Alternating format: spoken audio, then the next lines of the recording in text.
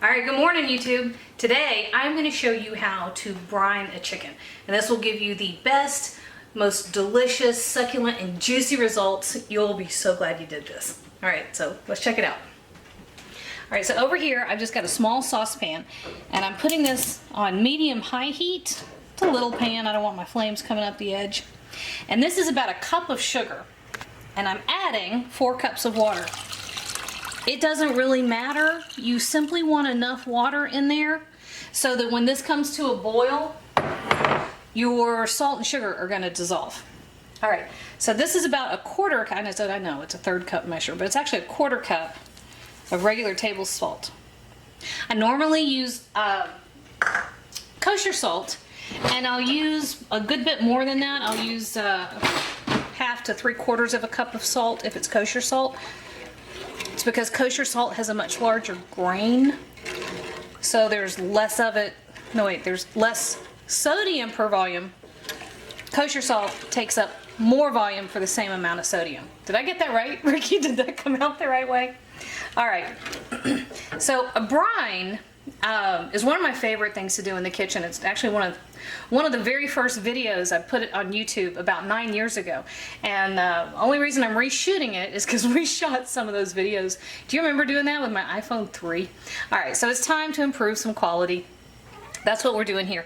But what happens with the brine is that if you think about the cell inside the meat, and you can use it with turkey or chicken or pork, think about the cell. And a brine will introduce flavor into the inside of the cell, and it'll also help it retain moisture. So think of a brine as an invitation to a party. I think I even used this analogy 9 years ago. As an invitation to a party, and the salt will open up the cell, and as the salt walks in, it takes all the party crashers with it, which is the other kinds of flavor you want to introduce. Now this is a very simple, basic brine. You can do a brine with nothing but salt and water. I like to add some other flavors while I'm doing it. So to this, I'm adding an onion. This is a plain white, no, actually this was a yellow onion. Doesn't matter, you can use whatever you have. Yellow onions, where we're from, are the cheapest. It's kind of a workhorse in the kitchen. So I'll buy 10-pound bags of yellow onions, and it's the one I use most of the time. I'll break that up a little bit. All right, now to this, I've got to add a couple things. This is 1 teaspoon of red pepper. Are we staying in focus now, Ricky? Good. We have we have a new setup, and it's taken us like, how many videos have we shot? 6 or 7, and not a single one came out right. So we had a bit of a learning curve. All right, so I might check with Ricky to make sure we're in focus. All right, plain garlic. 3 or 4 cloves, whatever you happen to have. Now this is one of my favorite things to use. That's a good tablespoon of black peppercorn. Love it. I love what it does to the finished product. 2 dried bay leaves. Now if you happen to have bay leaves, all right, let me think of how to say this the right way. Dried bay leaves can be pretty intense if they're freshly dried, right? So if you've just gotten that package of bay leaves and you open it up and the smell is extremely pungent, that means they haven't been dried very long. The volatile oils are still very active, lots of flavor. I would actually use less. A bay leaf can take over in no time. Those, not so much. A lot of what we get in our local grocery stores is not the absolute best you could want. All right, so we've got this over medium heat. All I'm going to do is bring this up to a boil just to dissolve the salt and sugar and to kind of bloom the flavors from the peppercorn and the onion and the garlic. I'll come back and show you what that looks like here in a minute. All right, so this came up to a boil, and it's just been simmering for a minute, and we're not worrying about cooking everything through. Matter of fact, I'm turning it off. All we're doing, well, you know, the onion softened a little bit. What we're after ultimately is simply the liquid. Okay, we want as much flavor as we can get into the liquid. That's the whole goal of the brine. All right, so technically this is done and it's ready to use. However, you don't want to put hot liquid with raw meat. That's a no-no. Okay, so here's what we're going to do next. This is coming over here. Boone just started coffee and it smells really good. Let's have have a bunch of ice. I don't know, 4 to 6 cups of ice. It's not exact. It's however much ice you need to bring the temperature down. Now you don't want to dilute your brine too much. You want to keep it as concentrated as possible, but you do want the temperature cool enough, so below, I've forgotten now, is it below 42 degrees? Ideally, it's below 38 degrees. That's ideal, but we're, you know, whatever. Get it cold, nice and cold. So however much ice is going to bring that down to the temperature that you need. And if you want to, you can actually check that with a thermometer, a probe thermometer. I'm not sure if I've got one where I can find it. Wow, that would be a no, Bob. Yes, hey! I actually paid Boone not long ago to reorganize our kitchen cabinets. Okay, so we're gonna check the temperature of our brine. I'm going to use this very shortly.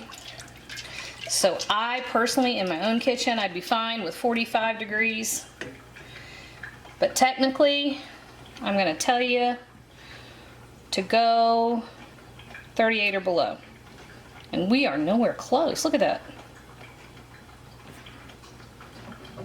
Actually, you know what? I think my thermometer's broken because that's a lot colder than 78 degrees. Let's come over here and see. Oh, I see. It's going to sit here and just ease its way on down while I try to come up with more stuff to talk about for brine. Tell you what, I'm going to throw a bunch more ice in here.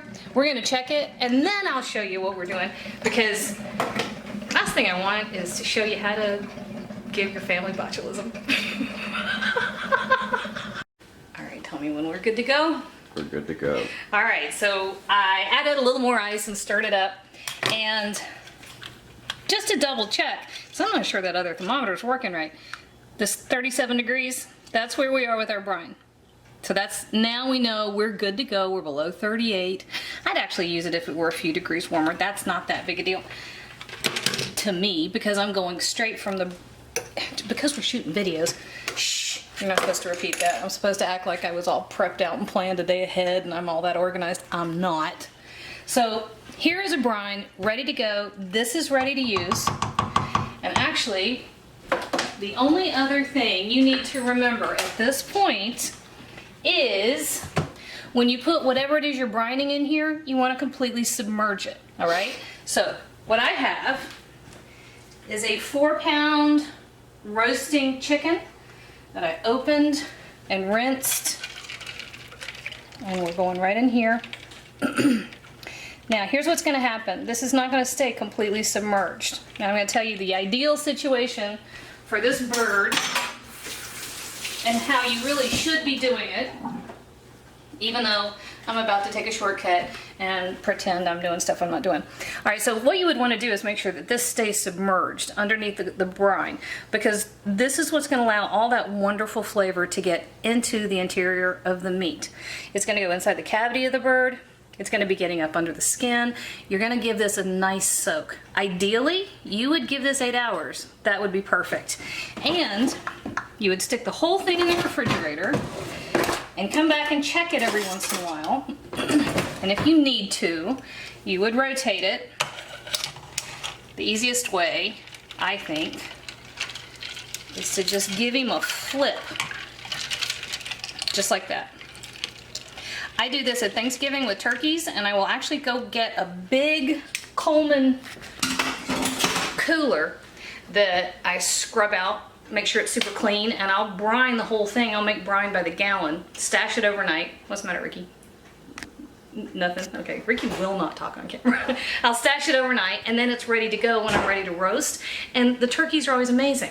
Same principle goes when you're brining chicken, okay? So this is destined to be roasted.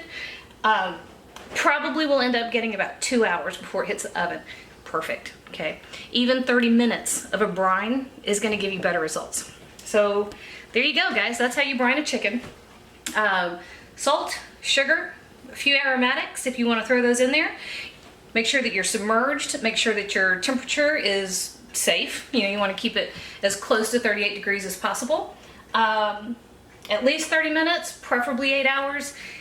And I promise, when you pull the finished roast chicken out of the oven, your family's gonna just think you're the most amazing thing ever.